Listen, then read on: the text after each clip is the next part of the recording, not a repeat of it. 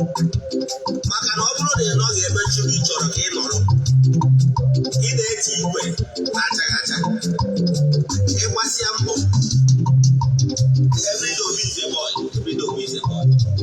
Mana mgbe ị chịgata n'ihu ọnụ, ihe niile ahụ ma enwetaghị eri ogologo oge ya ka m nwetaziri n'oge nke a.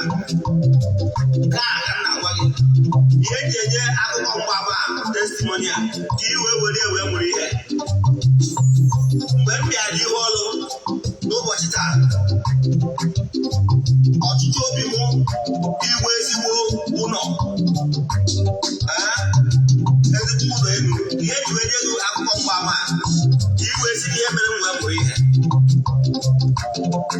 Dịka m na-agba gị okwu a, Chukwu okike agọzigo gozie aka ọrụ m n'ụbọchị taa. Dịka m na-ekwu ihe a, alụrụ m ụlọ elu mara mma na be nna n'ụbọchị taa. Ha jikwa ụgbọala ụdị ọchịchị obi m wee chọọ m mma na nke ikpeazụ a. So ihe nji were agwa gị ihe ahụ ka ọ bụrụ ihe ịgwa ama wee nye gị. Ọchịchị obi m niile dị iche iche na-abịa na mmezu n'oge a, nke bụ na m na-enwezi aṅụrị, nke bụzi na m na-anọzi bụrụ onye enyemaka na-enyere ọtụtụ ndị mmadụ aka, ma ndị ọnọdụ ha dị ala n'ụbọchị taa, maka n'ihi na m nọ n'ihu ọrụ m. Amaghị m ihe ị na-agabiga, mana ana m agwa gị chigha n'ihu ọrụ gị. Ihe ọbụla bụ nsogbu gị ga-abịa na nkwụsị. Oke gị ọbụla furu efu a ga-akwachitara gị ya. A sị m na onye ọrụ ebube ma o mezuoro gị ihe niile ya mgbe ị na-anụ okwu a ma na-etinye ya n'ọrụ.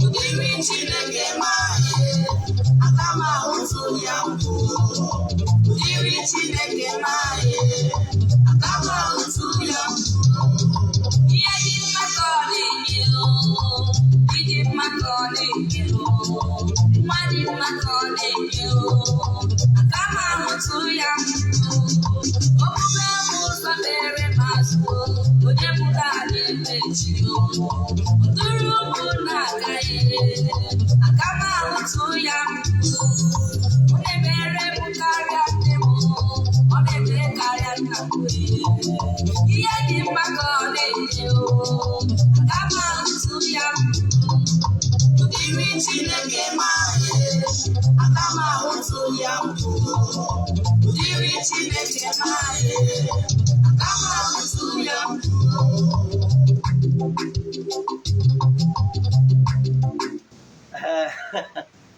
ụmụọdịnala Igbo ọ ka si kwado n'ụtụtụ a ụbọchị tata bụ special day.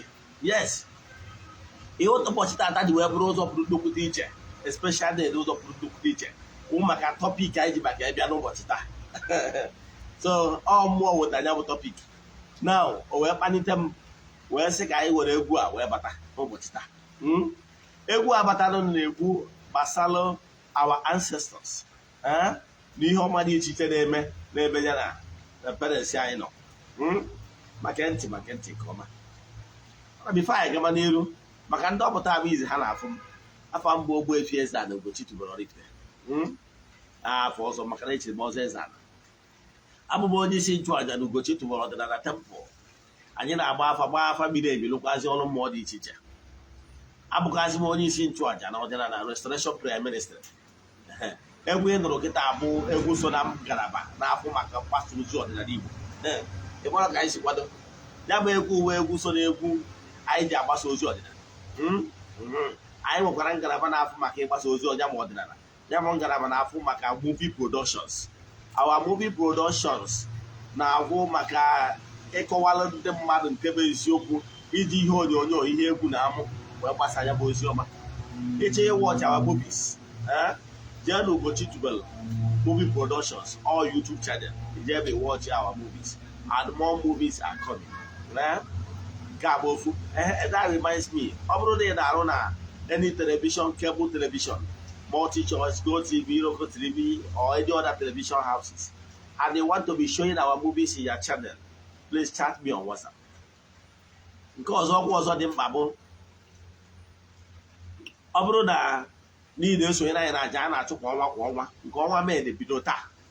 Yes, akasị na tepụ onye ọchịchị aja nke ụtụtụ a ọ ga-achụ ya ma aja for 14 days. Ụbọchị ga-abụ 19th of May. Ụbọchị a ka anyị ga-achụ aja ihe mme dị iche iche to entity support na temple bụgazi ebube mesara ka ụbọchị a ka anyị na-eweta ya n'isi njedebe. Ndị niile sonye na aja later today anyị ga-ese ndịrị ụlọ vidio aja achụ n'ụtụtụ a n'ime temple. Sọnde sonye na aja bụ aja ga-enweta ihe onyonyo. Echefuna na anyị anaghị eshi ihe ọrụ na soshal midia maka ọdụ necessary. Then anyị sendịchara ya taa. Ụbọchị anyị ga-emechikwu ya, anyị mechie ya, anyị sendịkwara gị vidiyo ya etu o si wee bido ịghọtara ya na etu o si wee kwụsị. Ọ maka sọ ndị sonye na anyị na-aja ga-enweta ihe onyonyo. Nke ịtọ bụ bifo anyị bido na tọpik anyị ji bịa. Ọ bụrụ na ị kụrụ mba na tempụl to eze nwaanyị ihe eji, yes, ihe eji na nchegbu arụsị na-achụ ndị amụsụ na-achụ ndị ajọ mmadụ na-protect, yes, from any negative vibes. Then ya bụ temple anyị ga-enwe festival, annual festival anyị na-enwe. Ọ ga-abụ na 16th of September.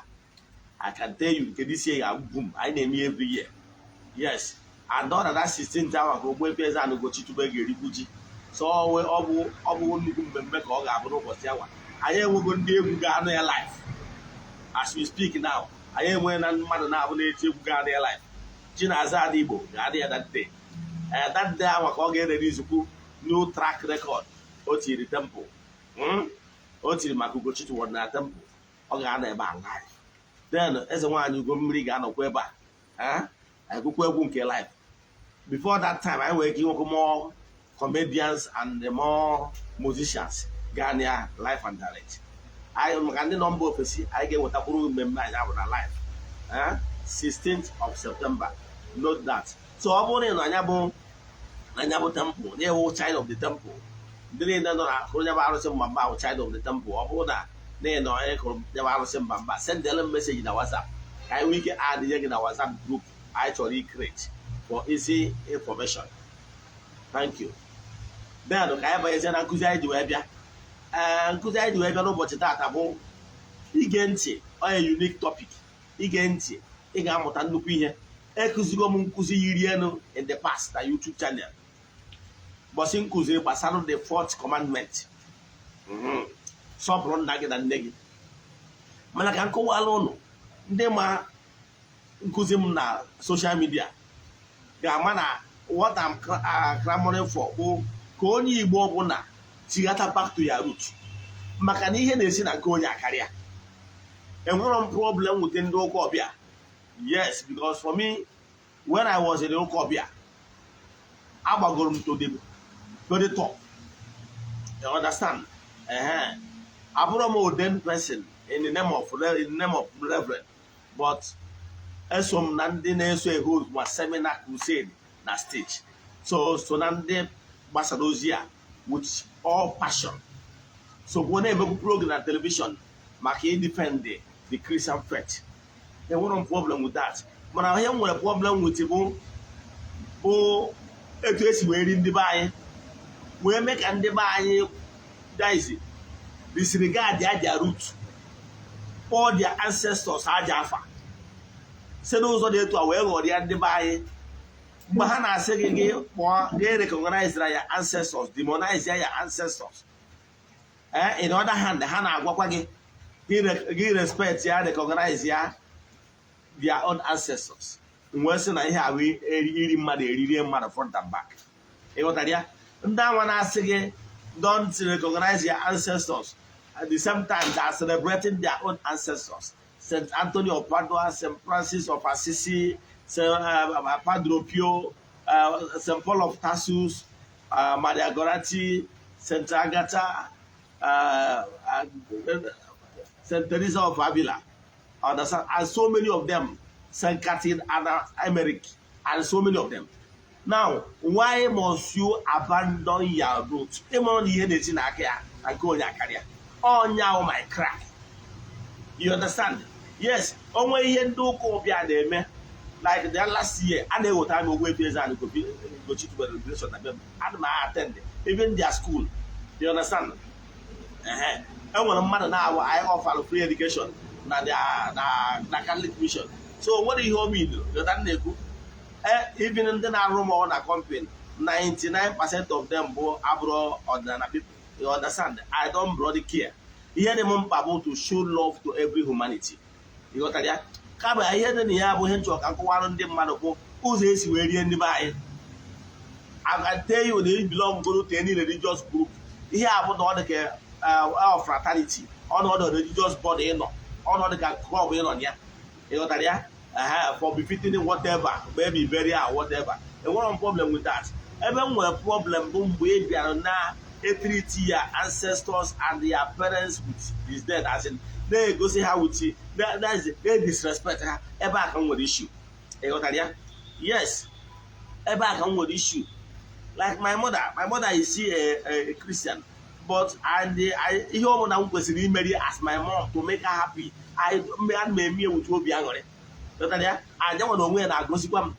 Now naturally, the hen name, don't know where or your ordinary. Mana odoro against ihe na-eme maka na ọ ma na anyị na-eme ewute eziokwu. Yes, atọrọ m ya nwanne nwoke nwere m fada. So nwere mgbe m na-eme expect anya na onwe ya nwere ike iburu onye ọdịnala for at least for now. But there is more mutual respect between me and her.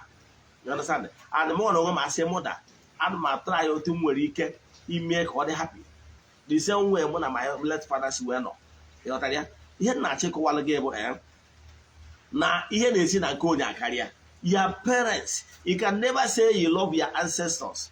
Even onye ọdịnala mana gị na nna gị adịghị esi ofu ụzọ aga.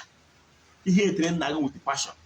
Ihe etere nne gị with passion. Ị nwere ike ihe etere nna gị maka na nna gị take decision abụrụ etu isi wee chọọ. Therefore, ịkpọ dị man asị. Or maybe na nna gị na nne gị nwere issues or resolve issues between them. Therefore, you hate the man with passion.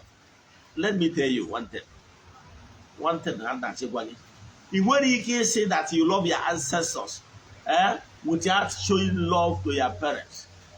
Your ancestors nwere ihe mmụọ ji chọọ ka nkụzi ata ekụzibugo m nkụzi a anyị wee bugo ebe ọkata mụọsịkwa m repeat ya maka na ọ nwere ndị anyị nwere videos lots of lectures on the YouTube mana ọ nwere ndị enwere ike iche na those old ones anyị kụzigo last 2 years ya ka m ji achịkọwara gị o nwere ụbọchị m kụziri gbasara the fourth commandment gifu nne gị na nna gị n'anya You cannot claim to love your ancestors without loving your parents, because your ancestors represent your ancestors. Your parents represent your ancestors. Ndị Igbo ji tụọ n'ilu si na onye ma nna ya maara ndị Igbo. Ịghọtara ya? Then akwụkwọ ndị ụka ọbịa wee kwukwasị na nwatakịrị na-esọpụrụ nne na nna ya na-ekpokọbara onwe ya akụ, na onye na-respect nne na nna ya na ndụ ya ga-eto ogologo. Ịghọtara ya? I can tell you some of these things you people ndị mmadụ na-agbagharị from pillar to post. Ị na-agbagharị from prayer houses to prayer houses, na-eje from one pastor to the other, na-eje from one dibia to the other, or spiritualist to the other. See, some of these things can be solved by single prayer of love and declaration by your parents. Alụ mere Igbo ka m gwa gị ihe tasị bụ alụ si mee Igbo. Elọtabụ mgbe m dị na ụmụazị, ịma na o nwere ụfọdụ ihe ọ ga-abụ o mewe gị na ndụ gị.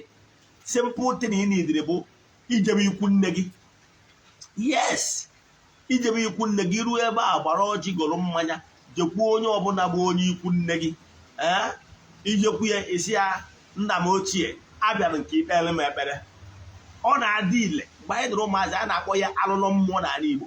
Alụlọ mmụọ. Alụlọ mmụọ bụ mmemme a na-eme na ngwuru, kpọọ ụmụ nwa di ya na niile, unu niile abịa, onye bụ okenye ekpee ekpere, gọzie ụnụ. Onwe ọdụ ọmụmụ dị ebe ahụ, o jetụọrọ ọdụ ọmụmụ nri, wee gụọ ọmụmụ. Ọ bụrụ ọmụmụ na ụmụ nwa di ya na-abịago, wee gụọ ọfọ na ụmụ nwa di ya ga-agba odogwu, na ha ga-aka ibe ha. Ngozi anwasị for ya maternal home, very important. Nke ahụ aside, kele maka ngozi si for ya paternal home which your parents represent. Ị hapụ isi na-agwọrọ ike ajụ. Some of these things ị na-run from pillar to post bụ okwu oke. Ọ bụrụgodo na-agbala gị afa wee gwa gị na-enwere ihe na-eme na ngwurube nna gị, na-ediri ka ekwubi okwu, ka enwe udo obi, ka align gị with your ancestral powers. Don't you know that your parents can solve that problem? You know, maka na your parents bụ ndị na-represent ndị afọrọ anya. Ndị Igbo tụrụ ilu sị na onye ma nna ya maara ndị Igbo. So your parents are representatives of your ancestors. So I don't chọrọ ịjụ gị, what is the relationship between you and your father or your parents? Your relationship with your parents, is it cat and dog? Iso na ndị na-ekpe ekpere ka nna ha nwụọ ka iwe bụ young landlord. O nwere nwatakịrị na-agwa m the other day ma mana na nna elu to the young landlord. Na nna elu to the young landlord. Na this young landlord bụ na achọ nna ya for ya enwe 4 days na awadon. I can tell you some children that try apply ka agbuo nne na nna ha maka ihe nketa. Ụfọdụ na-anụ ọgụ, nwanne na nwanne na-agbawa because of na nna ha debere wealth. Ụfọdụ ndị nna na nna ha edebere na-abịa na-confront nna ha openly. Kere isi ihe eji mụpụta n'ụwa. Ọ kọrọ mmadụ emụpụtara m. Emụpụta nka na-ata afọ ịma ọnụ gị emere m nke a, mere m nke a. I can tell you, nwatakịrị na-awa okwu ọnụ si na ọgwara nna ya.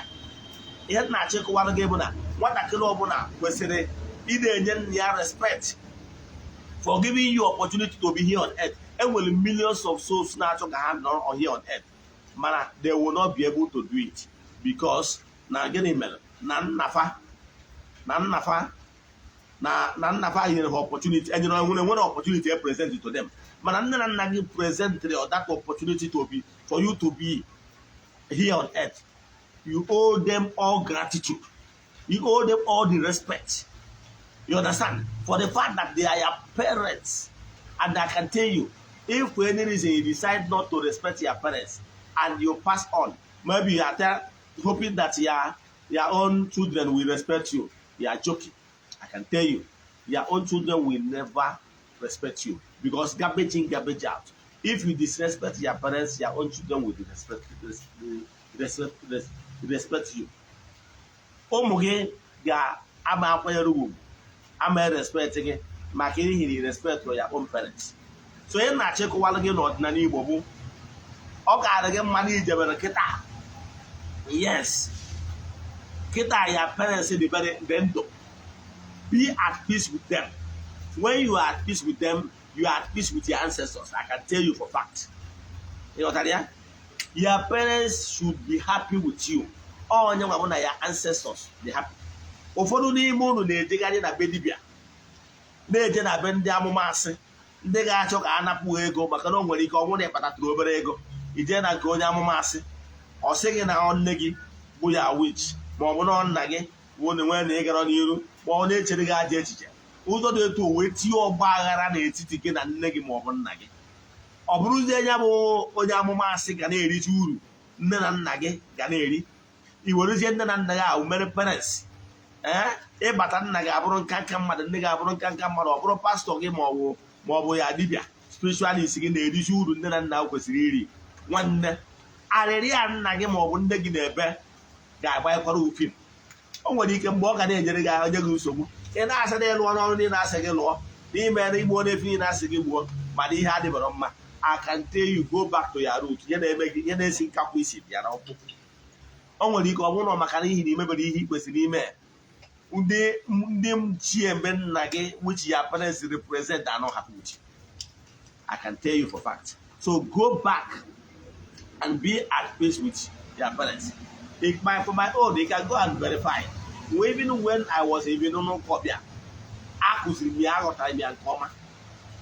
don't joke with my parents. In fact, they can go and verify. When my late father was still alive, I was the best child. They don't joke with me. You understand? You know why? You always be telling my siblings, can't you see your brother? I will never bring issue. I will never bring problem to the family. You understand? Because I was like a quiet guy. So, one of them look at our town work is your work, or I see no no. I'm what I want to go. However, one of you could more choro. Yes, like in Benha, he wasn't happy. You understand? He wasn't happy. Mana Okucha Kwanimia Nam, Omono go was it, Madu Biareba.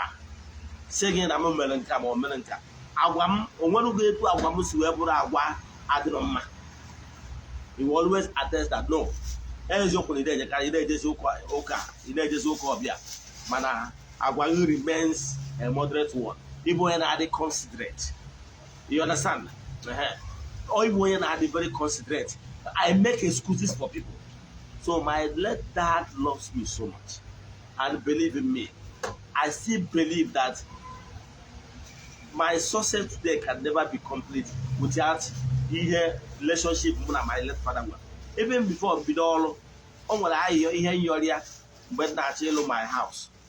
My upstairs, when they told you, when we are actually the wall, a foundation. However, the man was the exact point. And because of it too, I see when we land scarcity. Now, much look at my house, that beside his grave. Do you know? No, Bialo. Only like say as 9 years. Okay, let's say 9 years when that thing happened. Okay, let's say 8 years when that thing happened. Mana, the after I got out of farm, the Biawa sink here again. Kalang. We're going to see in the building. When we see him, we're changing other position every around the house. So, yes, that the dead ones are forced to even. So, if we are for you to be happy as a well connected with your chair, your parents must be happy with you. You understand? Your parents must be happy with you. Let me give you an example. I will get mad, and the man could say, "Man, I like you, home mat." Then the amount to be young good. It's a I am married. My mother now is still at Onitsha when we grew up at our Onitsha. The reason why you can't on Onitsha now, approaching no naturally by the Roma as on as well. Yes, in the morning. Now, at her age now, approaching on us studying wonderfully money. Gas was 10 years, a capulina, our daughter. Those ever were obsessed, yes. But for the fact that more on them chop down and Yama Cacholo, more on advocate be good on a Tanono. Mana for the fact that more notice that Yama on where they can happier, a can remain very active, na business ọ na-eme and kabili Ọnịcha na ọ chọbụrụ ya retire to village. Now kedu ihe m mere? M nwere onwe m mere sure that that house rent ebe ahụ nyere my late father bi na a na-akwụ ụgwọ that place annually. You know why? Because I want her to always be happy. Because na mwa notice na enwe achọ na village for now. You know that? The reason bona and the more one they make sure that every month that the monthly stipend in the year they are there continuously. You know why? Because I'm looking for her happiness. Mana ụfọdụ na-astab their parents of fun because na their parents believe they are share of the same conviction. It's very wrong. You understand? Ihe ji wee mara ga-atụ abụrụ na mmeri nne ihe na mma agwa, but that much the importance of him make you happy. You know why how I started it many years ago when I was in Abuja. When decide there every month to open can joke and yell my tricks. Okay, start today, apply it and thank me tomorrow. Oh, when they came 1,000, give them more 2,000, more 5,000, more 10,000, more depends on the Kakage. Manaya Buri he gave me consistently. Now, it doesn't make sense. Then every month you want 50,000, 100,000, 200,000. Then you are pastor or you are spiritualist. Mana your parents don't want to give you. What I'm telling you, what your pastor will not tell you. Yeah, because your pastor will like you to be bringing all the money to his altar. You know that? You not check while again. Young way stipend in your mother or your father. I want to have them do. You got any two of them. No bros on them. You know that? I'm going to know over 1,000 every month. Let it be consistently. Don't promise them what you cannot fulfill. Let it be every month. Let your parents Marona every month to open now 1,000 gets in a catch. That money work like miracle. You know why? Nobody will love you more than your parents. Genuine love, nobody. Sincerely speaking. Mba we na-enye ya ego ọ ga-asị oh Chukwu okike. Ebe ọ bụ na nwa m si eweta ego a, may his pocket never dry. That my daughter, may her pocket never dry. I said one day I shall work you about again. And may we give the water from your legitimate money. Work of your hands. Now, he gave me you will go over 1,000. I can tell you with time, once you start doing it consistently, your mother will start looking up to that money. And believe in me, her prayer point will always be God to work. Ebe ọ bụla nwa nwoke a ma ọ bụ nwa nwaanyị si eweta ego ọ na-enye m kwa ọnwa. May that tap continue to run. May that pocket never dry. Out of love, genuine love. See, your pastor cannot love you more than your parents now. I can tell you sincerely. And you know why his prayer is so effective? You know why? His blood or her blood runs in you. For that reason, he shares some certain common composition from him or her. Therefore, a pair of on direct link with you. Oh, Yabatana, even a law court. Only Yabaka be a witness, could only able to you.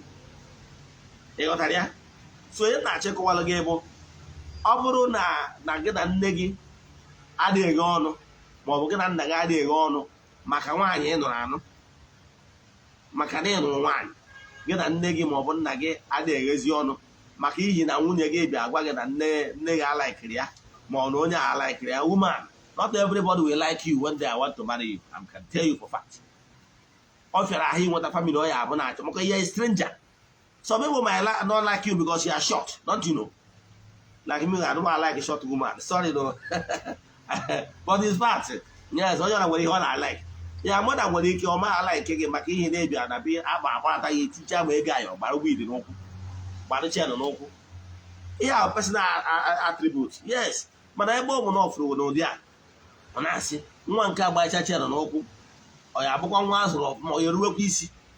ọgụ maka ọ dịzi ịbatazi prove wrong mana because of that one na nwa gị bịaziri na enyi nwoke bịa gwa gị na mma gị alaghịchi ọkwa na-eto esi dị isotaso nwaanyị mmadụ kpọ nwaanyị mmadụ asị ihe na-achịkọwala gị bụ mmadụ niile we don't like you so for that reason butuo ebezie ijejegharị nwoke mmadụ ọbezie gwazie na ọ bụrụ na nne ka ihe anụ n'ụlọ ma ọ bụ na onye maka ihe ahụ ihe were ofu mezie nwatakịrị aba ndụ nọ nne na nna ya emezie ozugbo ahụ ọba ndụ nọ nne na nna ya gosiba ha akpọmasị ndị a na-ebegoro akwa nwa m na ọgwụ nna nwa adọzikwanụ ọzọ ị na-erido ọgwụ ọgwụ nni maka na ịblọkụ ya na ọma na-enyezi nne na nna ya ego nwaanyị a na-asụ ude nna ya nwere ike agba ikpere a na-emie ego ọgwụ adịghị abịaziri maka na anụrụ gị obi anwa ahụ Chijioke nwa m iwe gbakọdo m Chijioke a na-agwa gị ihe abụ onye nna ya hapụ penshọn ya afọ niile ọ tara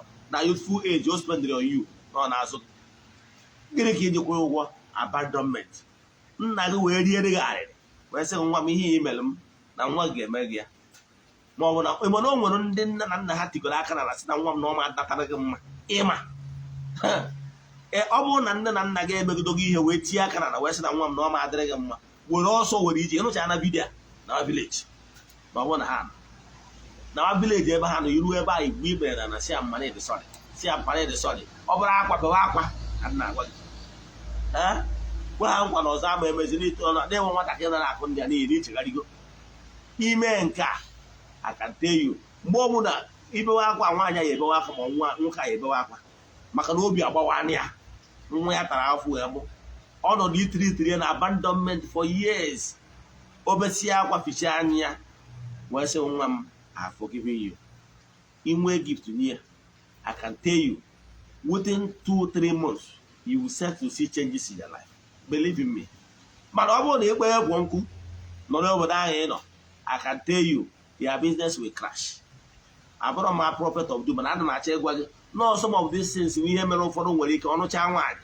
2 months 3 months 6 months o ji wee nụ nwaanyị biznes ya ada ime onye ọya ebu ya ọ nke nwaanyị ọya ebu ya nwaanyị bịara iji edi na ya na-emekọ ọfụma ma sinsi ya nụrụ gị na ya na-emezi ọfụma ya esi ọ na-emezi ọfụma ịbata na ọ na-emezi ọfụma bụ na mgbe anụtara gị anụtarụ na ezinụlọ na-butere ilu nke obi n'ebe parents na nwa di gị anwa nọ parents wee gbakụdo azụ maka n'ihi na imelụ nwa ha nwoke na-enetagbu ha anya wee gbakụdo ha azụ wee nwee ihe obi ilu anwa wee ihe butelụ nsogbu kpata na di gị anụchara biznes anachigabazi azụ maka na that natural love prayer ọ na-ekpere ndị na nna ya na-ekpere ya oje asọsten na biznes ya sinsi anụtara gị blọk na that prayer enwere ike mgbe ya eboghị ndị mmiri eboghị nọ ndị mmiri na nwaanyị ahụ nwaanyị mmiri na sinsi nụtara ya biznes na anachighị azụ brother sister ọ bụrụ onye aka ọ sọrọ ya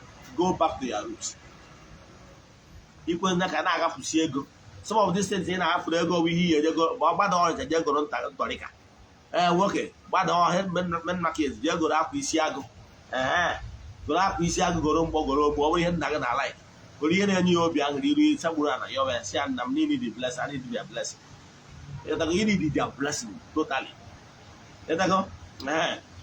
you need their blessing so ihe na-achịkọwara gị nwere ike ị na-ego nwa ya iPhone 13 Pro Max nne gị nwere ike Nokia phone ọ na-eyi ụzọ emebigo ada ọ na-agwa gị ihe for months nwere nke igota ịma ọ na-eriri gị eri nwaanyị eriri gị eri ka m na-agwa gị so ihe na-achịkọwa ihe dị na-abụ ichigo abak mana ọ bụrụ na nne na nna gị anwụọla akụzigo m ihe a mbụ were ọjị were akwa ọkụkọ Igbo dewe ebe e nyiri ya kịta ọ ya erizikwa gị ihe obogo na ọ dịchọzi isi ọ ka dịrị gị isi mgbe na onye na-ekwuru na onye na-agwa ya face to face mgbe ahụ ọ dịrị gị izi if they are still alive mana ọ bụrụ na ha adọrọzi ndụ ihe ejebe n'ime ya ije n'ime ya pizie akwa gị ọgwụ bụ akwa maka na imelụ mpụ ịnidiri blessing ihe ọtụo ya mana nke a akafụsi gị ihe maka na eburu onye amụma maka na ọfọ gị bugoro na nke a ị nwere ike maka enweta notis na ya ije chagoro mechagoro nke a bede ka ngwa ihe ọzọ ihe eme ije n'ili ọ bụrụ nne gị jee n'ili eje yọọ ọ bụrụ nna gị jee n'ili ebe yọọ ọ bụrụ na ofu onye n'ime ha jee n'ili onye nke nwụrụ anwụ jee yọọ ya, jekwazi onye miti onye nke dị ndụ yọọ ya, si anya biko n'ịdị so sorry. It is so sorry that is we treat your mother and your father. I can tell you some of these things will problem ị na-enwe na ọrụ gị. Ị nwere ike isi na ọdịbịa alụtara ọrụ ma ọ na spiritualist ga alụtara ọrụ ma ọ ike ya dị. Ọ bụrụ ya, mana ana m achọ ịgwa gị na ihe wụ problem gị from your root. Go back. Maka na if your parents are happy with you, believe in me, your ancestors is happy with you. Whatever you lay hands will be successful. Iwe wike de ude. Ka m kwụsị ebe a na-agba nke mbụ. Echi niile tinyekwara anyị n'oge awa nke eziokwu. Don't be stingy. Don't be stingy ka ị nụrụ onu a akpọchi n'obi gị, metụ aka na share button ka ikwu gị na ibe gị wee nwee ike so wee rite elele. I can tell you na isi a this message, o nwere onye a ga-esi na meseji a wee taa abụ n'ụbọchị taa. And nke bụ eziokwu na ị ga-eso rite elele na ndị esi n'aka ha wee nwetara mmadụ ibe gị ozi ọma nke nwere onwe. N'aha Chukwu Okike nke pụrụ ime ihe niile. Ọ bụrụ na ị chọrọ nwere ajụjụ na nkụzi a, ma ọ bụ na ị chọrọ ka a gbara gị afa miri emi, send alụ m meseji na WhatsApp 0805 78 37 672. I repeat 0805 78 37 672. Aga m enyere gị aka n'aha Chukwu Okike nke pụrụ ime ihe niile. Ekwe m okwu ngọzi n'isi ndị niile sonyere anyị n'oge awa nke eziokwu, ndị nọ n'ọrụ na ndị nọ n'Igbo. Anyị kwu na distansị ama agba ebare a ezugbo ka ama agba ebare a ka ara bụ ndị niile etinyegoro nwere ilo na asị na-esi ezinụlọ ha ma ọ n'isi nne na nna ha, nke bụ na ha na nne na nna ha anaghị ekwe ekene. Anya ọmụrụ ndị anjelu nke Chukwu, mmụọ onye na-eri oke na taatawa ụbọchị afọ, kwuru nyere ha aka ka ha nwee ike nwee mkpalite nke obi nke ịma na ha ga-enwe ike ichiga back to their parents and reconcile. Maka na onye marụ nna ya marụ ndị gboo. Ayọ ma ayọ n'isi ha dum ebe niile ha nọ, na ka ara bụ ndị niile ga-anụ onu a ma tinye ya n'ọrụ, ka e restore everything they have lost in their life. N'aha Chukwu Okike nke pụrụ ime ihe niile, onye ike niile si n'aka ya bịa. Ayọ nnukwu amara n'isi ndị niile ga-anụ onu a ma metụ aka na share button. N'aha Chukwu Okike nke pụrụ ime ihe niile, onye ike niile si n'aka ya bịa. Ya gazie n'ọfọ. Daalụ.